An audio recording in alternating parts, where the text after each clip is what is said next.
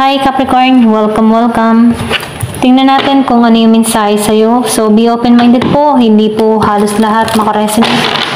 Kaya piliin nyo na lamang, and thank you nga po pala sa mga nagsusubscribe, lalo na po sa mga bumabalik. Maraming pong salamat. Start na tayo. Give me the message for Capricorn. Ano yung mensahe para kay Capricorn? Give me the message for Capricorn. Ayan, tumalsik to. Intuition, okay? So, yung iba sa inyo, no, sinasabihan ka dito na gamitin mo yung intuition mo, okay? Kasi meron ako nakikita dito na yung iba sa inyo, kung meron kang past person o meron dito magbabalik sa'yo, okay? Kumbaga, red flag to, okay? Alam mo na yung mga dapat tanggalan, ano?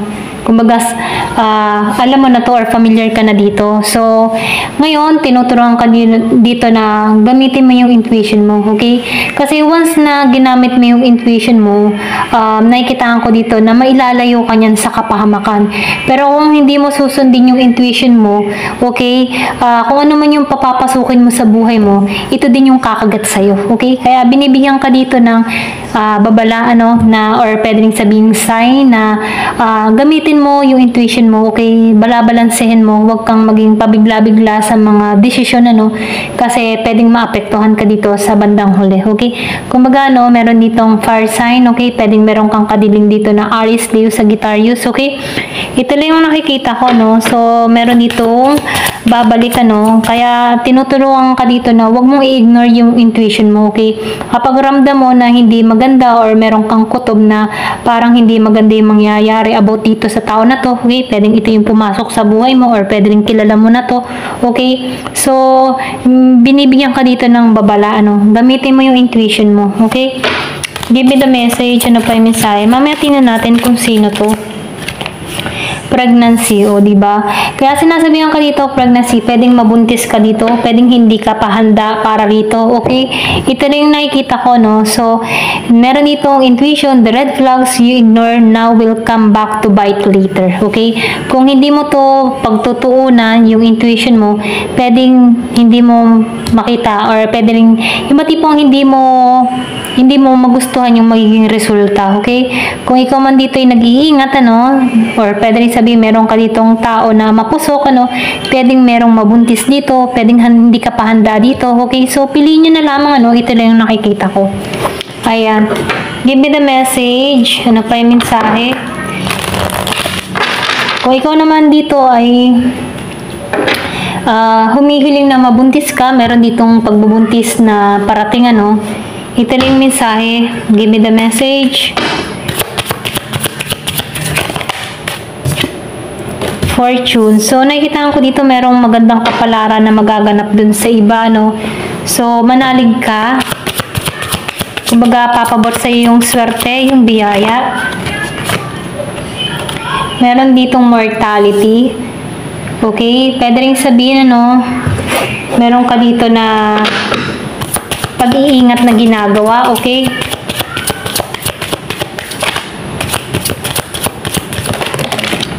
So, ano tong mortality na to, okay? So, nakikita ko dito mystery, okay? Mortality and mystery. So, yung iba sa inyo, pwedeng meron kang tinutuklas dito, okay? Pwedeng mystery to para sa'yo. Or meron ditong kababalaghan dun sa iba, Pero ganun pa man, protection, okay?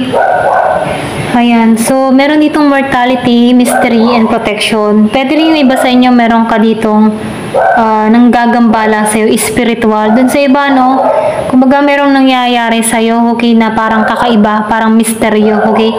So, sinasabihan ka dito, huwag ka naman mag-alala, may protection ka naman, kaya panatilihin yung magdasal, Pwede rin yung iba sa inyo, open yung third eye, meron kang mga nakikita na hindi nakikita ng iba, okay? Misteryo ito para sa'yo, or pwede rin meron ng gagambala sa'yo, okay? So, sinasabihan ka dito na manalangin, magdasal ka, okay? Ito lang yung mensahe, hindi halos lahat sa part na to, So, piliin nyo na lamang kung pakaramdam mo merong nangyayari or nagaganap sa'yo na parang kakaiba. Ito yung sign mo, protektado ka naman dito. Kumbaga, maybe meron ka lang ditong nagambala, mga ganun, no? So, meron ditong mystery na nangyari or meron ditong mga kababalaghan na nangyari, spiritual, ano. Pero ganun pa man, so piliin nyo yung part nyo, no? Hindi halos lahat sa part na to. Yung iba sa inyo, pwedeng nakakaranas ng ganito, okay? Pero ganun pa man, sinasabihan ka dito na magdasal ka, manalangin ka, okay?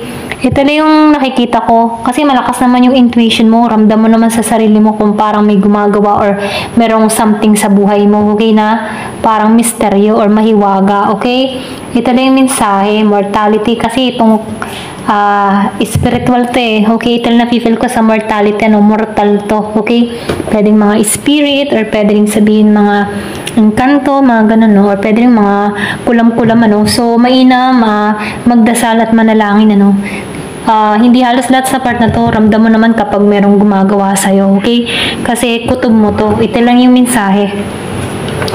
So, pray. So, mainam din magsuot ka ng mga, kung alam mo yung black tourmaline or pwede rin sabihin na black obsidian, mga ganun, or pwede rin yung mga protection quartz, okay? Kung mahilig ka sa mga gemstone na protection. Or mas mainam talaga, prayer, okay? Psalm 91. Pray, magdasal ka palagi. Ayan, ito lang yung masasabi dito, no? Pray. Ayan. Kasi dasal talaga ang protection sa lahat. Give me the message, ano pa yung mensahe?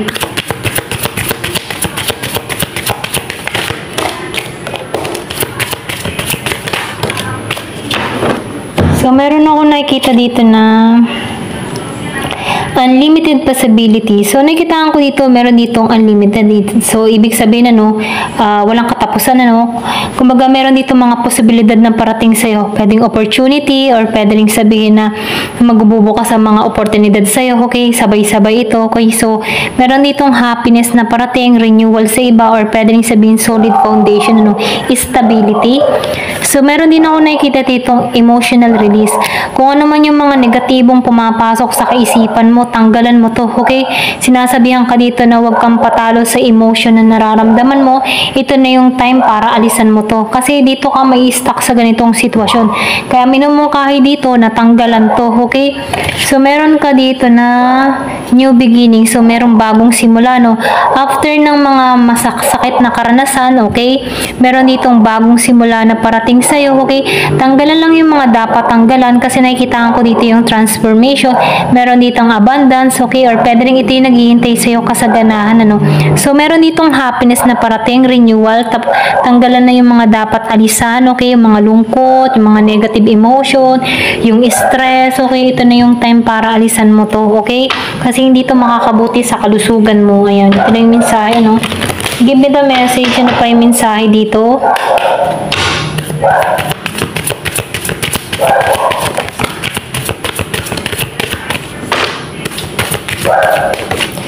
So, meron ka ditong witch hat. So, witch hat. Express yourself. Share your gifts to the world, okay? Kumbaga, na-express mo yung sarili mo, okay? Kung may talent ka, ito na yung time para i-show mo yung talent mo, okay? Pwedeng ma-discover ka dito or pwede rin sabihin makilala ka, ma-recognize ka ng iba. So, meron ditong mirror. The beauty you see in me is a reflection of you.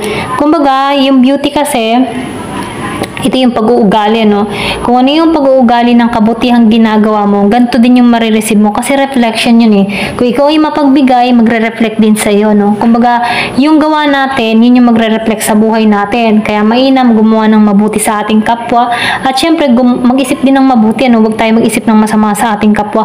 Kasi once na tayo nag-iisip ng hindi maganda sa ating kapwa, yun yung magre-reflect, yun yung parating sa buhay natin. Kaya sinasabihan ka dito, beware, okay? Beware din sa mga iniisip, ayan, ganyan.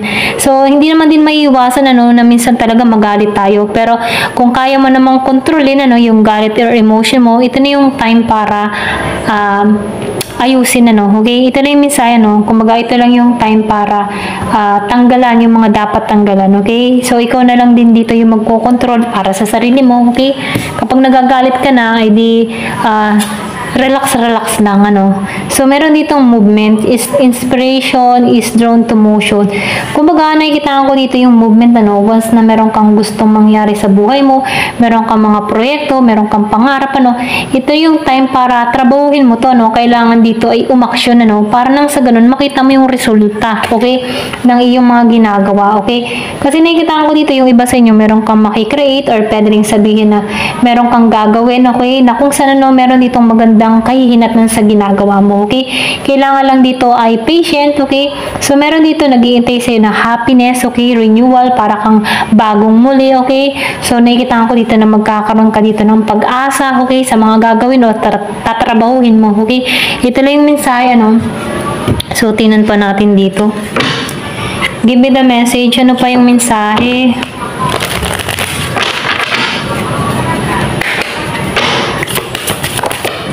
So, meron ka dito na, ano to?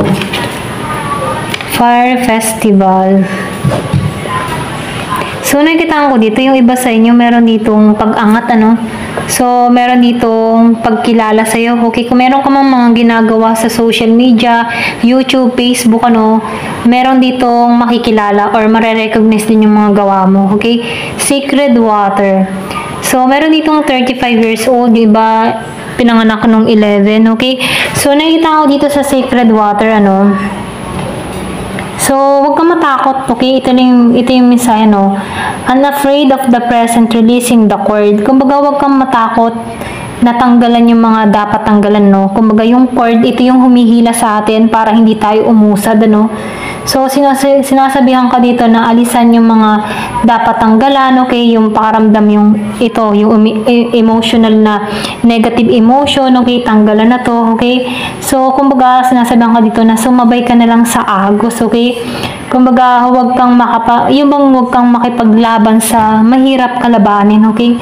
Kumbaga, halimbawa, sa problema, kung ramdam mo na hindi agad makukuha yung solusyon sa araw na iyon, huwag mo na masyadong i-pressure yung sarili mo, okay? Dahil yan ay natural na magiging maayos din, okay? So, sinasabihan ka lang dito na tulungan mo yung sarili mo na tanggalan yung mga negative emotion, okay? Ito na yung mensahe dito, no? Kung ikaw man dito ay nitong mga nagdaang araw o buwan ay parang pakaramdam mo, parang ang bigat-bigat ng iyong daladala, okay? So, ito na yung time para alisan to, okay? Kasi ikaw lang din yung maapektuhan dito. So, ito lang yung mensahe, ano? Ito lang yung nakikita ko. Ayan. Thank you for watching. Love and peace.